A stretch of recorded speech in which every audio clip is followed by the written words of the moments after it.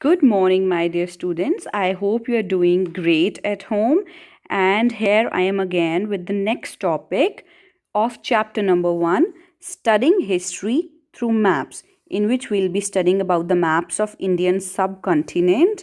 And on the next page, we'll also be studying about use of new terminologies, which is one of the important topics we have. And along with that, we'll be proceeding further with two questions of practice zone 2. So let's continue. So my topic is going to discuss regarding the cartographers and cartography. This is surely related to maps because our topic is what studying through maps. So let's see what are these two terms actually means. This means the one who draws the map. Another one means study and science of making maps. When talking about the cartography, it was considered as art, and this art was used by the voyagers in medieval period by the help of map which was created by the cartographers. They were able to explore new routes and distant lands. They were able to explore new continents, countries. Then let's talk about the three types of map which are given in our book. That's map number 1, we have map number 2, and we have map number 3. Let's see who has produced these map. किसने इसको बनाया, कौन सी year में या कौन सी CE में इसको बनाया गया. And this is what you see basically. So let's talk about the first map made by this person, Muhammad. Then this is the map of Eurasia, which includes Europe and Asia, Indian subcontinent. He was a geographer and cartographer. This map was basically having some glimpse of Arabic language. Then let's talk about the second person who has made the map, a French cartographer, Putinger. He actually made the copy of ancient Roman map. He didn't produce anything new. Mark my words over here. Didn't produce anything new. He just recreated the copy of Roman map in which topography of Roman Empire is given. What is topography exactly? This means the accurate information of the physical features or physical areas of a particular land. This map was little bit flat and odd in size. The Roman Empire, from Roman Empire to East India. This is what this map included.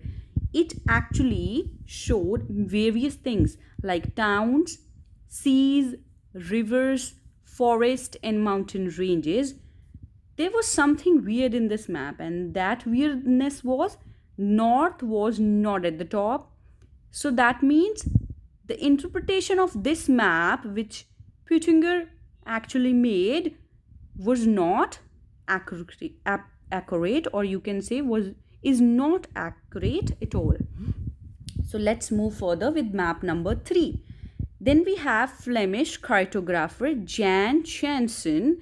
He made the map which is similar to the modern map of India. He made it around 1658 CE.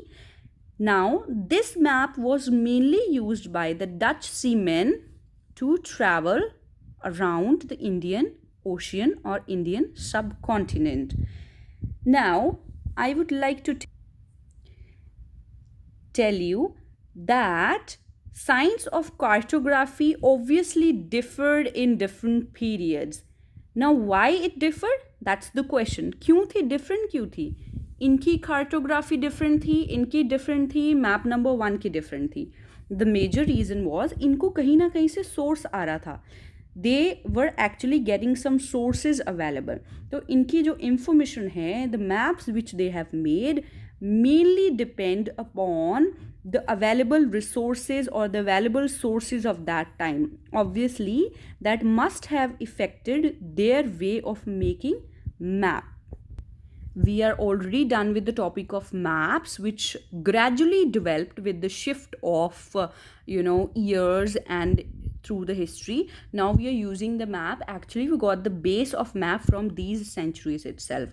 Now, there were some terminologies which made a problem for historians. So, it's always said that historians need to be sensitive for the information from resources. When they fetch any kind of information from the sources, they need to be very, very sensitive.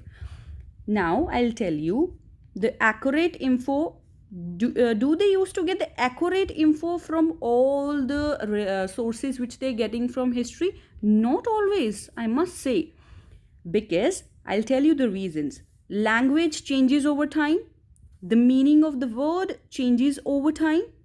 I'll give you few examples, and this is going to be one of the important questions we are going to do further. So let's see the example. We have Hindavi, Hindustani in 13th century. It has changed a lot, which was spoken in 13th century. Persian, which was spoken, has changed a lot till now. Now let me give you a specific example. There is one word, Bharat Varsham.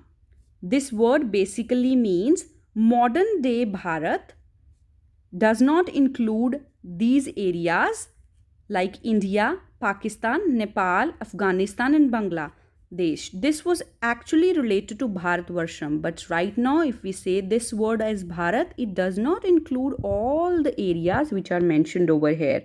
So, it does not hold the same political extent.